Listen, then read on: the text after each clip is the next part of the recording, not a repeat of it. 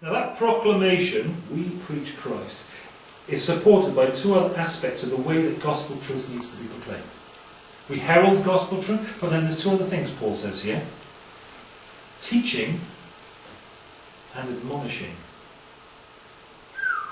Whoa. What do you mean by that? Admonition, here's the next of these three verbs that Paul's using in this verse. Admonition. It gets translated warning or admonishing, and there seems to be the idea here that the way the gospel gets proclaimed and moved forward is through both the warning and the teaching of every man. Proclaiming, warning, teaching. Not just proclaiming the gospel over their heads. This verb has to do with setting someone's mind in proper order. It doesn't sound very politically correct, does it? Putting people straight. Putting someone straight on something, correcting their thinking. Now, of course, we engage in debates, not with contemporary thinking. We engage with relativism, and we discuss, and Paul said, no, you just put it right. If the essential nature of unbelief is moral choice, and we've been through that more than once, faith is a moral choice, so to choose unbelief is a moral choice. Paul speaks about people suppressing the truth in their ignorance, doesn't he? That's the order as far as Paul's concerned.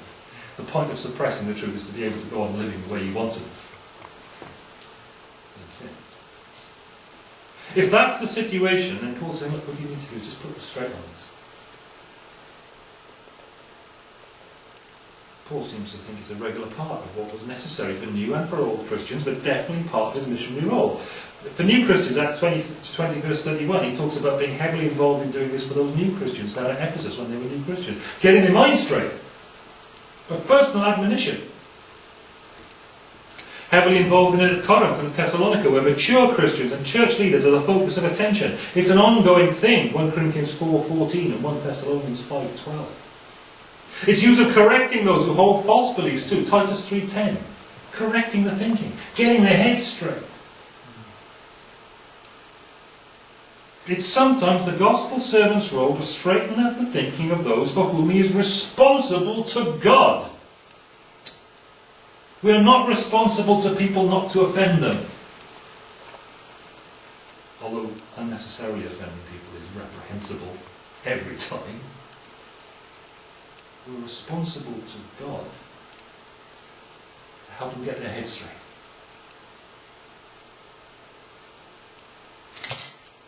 Proclaiming, admonishing, close up where you can see the whites of their eyes.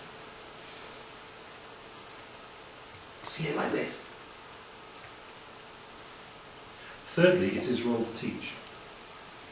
Didaskain is the word, the verb there, common verb. We're not saying to share, we're not saying to discuss, we're not saying to raise questions. No doubt those things are going to be involved along the way. Of course they are. Of course they are.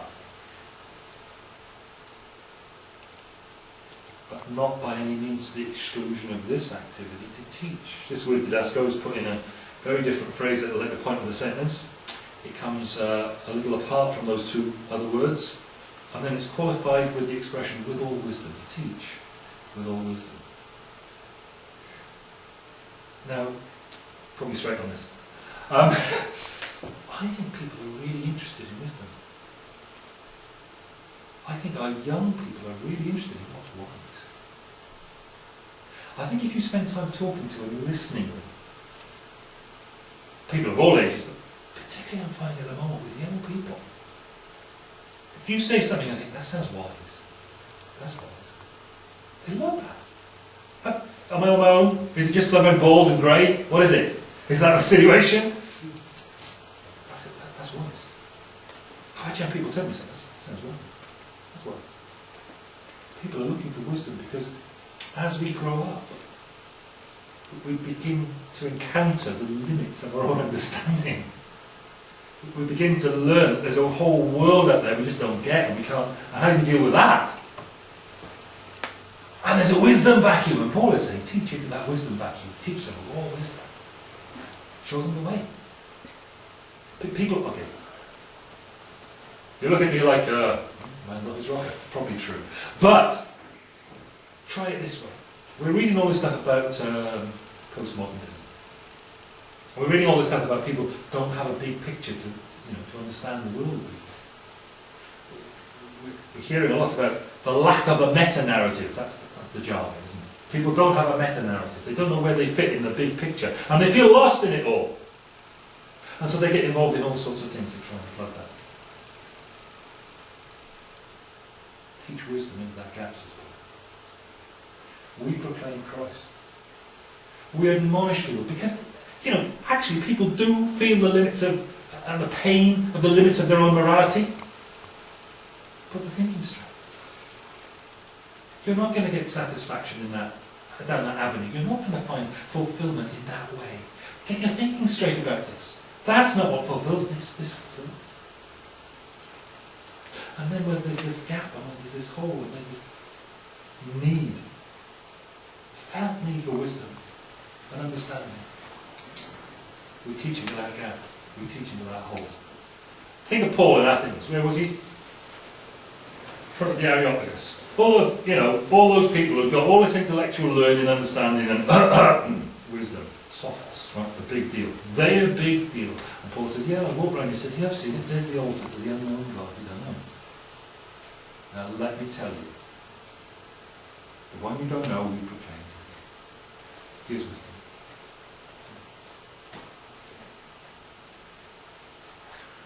If you go into the Old Testament and look through the Old Testament, how much of it is wisdom literature? Let me tell you, a whacking great lot. And I bet you haven't had a good read through Proverbs recently, have you? Ecclesiastes? When was I last in Ecclesiastes? I had a really blessed quiet time with Ecclesiastes. Excuse me. Could you just give me a second? Hello? Is everything okay? Okay, well, can you tell her I'm mid-sermon now? And I'll see you when you get back. Love you lots. Bye. I think I'm doing 11:45 on Sunday morning. I thought it was an accident or something. As soon as your daughter phones you and you're not expecting that, they're in a crush. There you go. Happy Sunday. So this word didasco, it's not something we should back off. What we're here to do is to teach. We're to teach the way of God. And what you do, week by week, says Paul, is that you get out the Bible and you cast light on what it says on the page in such a way that people say, I never realised that before. That's what teaching is. That's a teaching ministry, isn't it? I hear people speak about having a teaching ministry, and you listen to their sermons and you don't feel like that. If you're not looking at the Bible, it's not coming out each week, and you're saying, oh, I never saw that before, that's not a teaching ministry. I mean, if I didn't go to the Bible every week and I didn't find fresh stuff, and I wouldn't be learning. Is that fair? We're all in that position, aren't we? But if you're not finding fresh stuff every week, it's not a teaching ministry. Maybe it'd be very good, it'd be great, it's fine, but it's not a teaching ministry. Because teaching, you find things fresh, you go, oh yeah, that's interesting.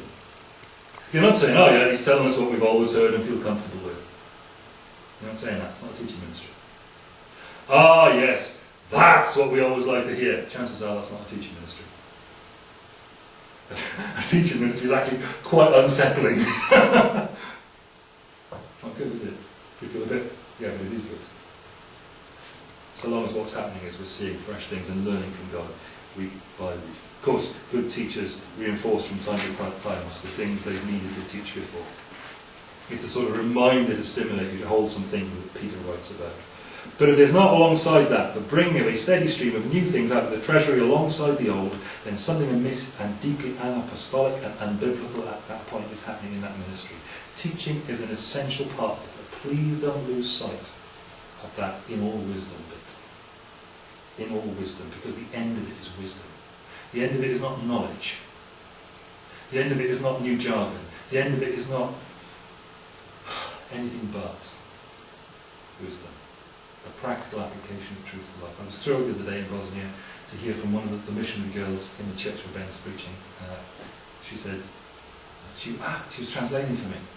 And she said, you got to a point where you said, and now here's what we do on Monday, or something like that.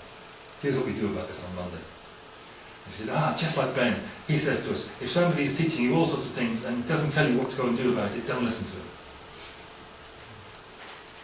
It's there to build wisdom. So we know what to go and do about it. Does that make sense?